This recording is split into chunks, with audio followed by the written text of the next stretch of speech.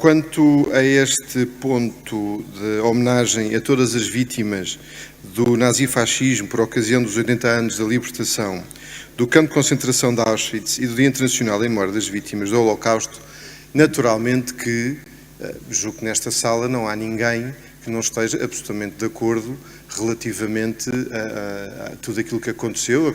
Obviamente foi apelidado Holocausto e de facto foi um momento muito triste da história da Europa e da história da humanidade.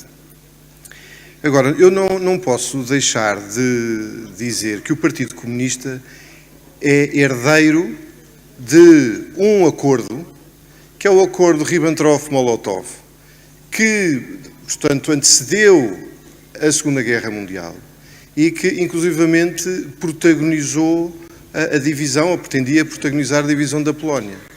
E, portanto, houve uma associação entre o regime soviético e o regime nazi. E, portanto, nós entendemos que o Partido Comunista, naturalmente, não tem qualquer legitimidade, porque, de alguma forma, estiveram também na gênese de um conflito que dilacerou a Europa.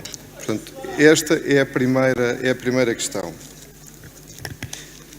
Relativamente a... Não sei se alguém ouve um à parte, não sei de quem.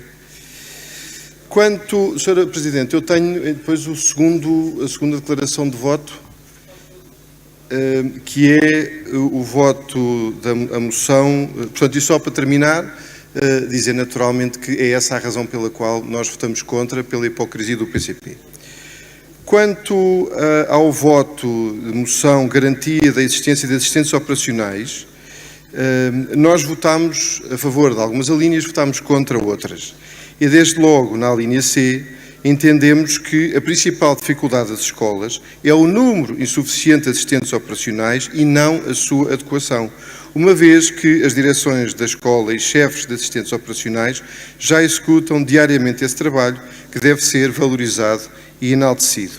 Quanto ao ponto 1F, nós também entendemos que a melhoria das condições das escolas, nos serviços, instalações e recursos humanos, considera-se que o pessoal não docente já garante um funcionamento regular destes serviços, sendo essa questão resolvida caso existam assistentes operacionais em número ideal.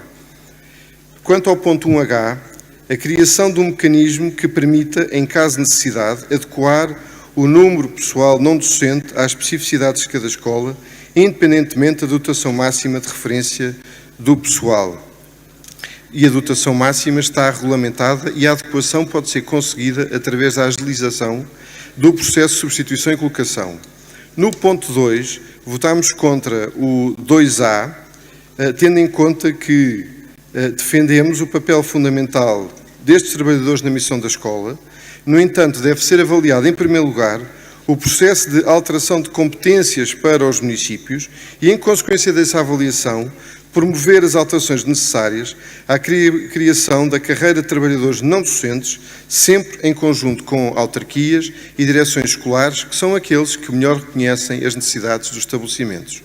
Também votámos contra o ponto 2B, porque defendemos o papel fundamental dos trabalhadores na missão da escola pública. No entanto, devemos considerar, em primeiro lugar, a existência de um plano calendarizado de formação contínua e, posteriormente, criar as condições de desenvolvimento e progressão. Quanto ao ponto 2C, o nosso Grupo Municipal defende a agilização do processo de colocação do pessoal não docente, reconhece a importância do trabalho destes trabalhadores e o seu papel fundamental na missão da escola pública. No entanto, é fundamental, em primeiro lugar, fazer uma avaliação do processo de alteração de competências para os municípios e, em consequência dessa avaliação, definir o plano de desenvolvimento formativo em conjunto com autarquias e direções escolares. Quanto ao ponto 2D, defendemos a melhoria dos salários dos trabalhadores, de uma forma geral.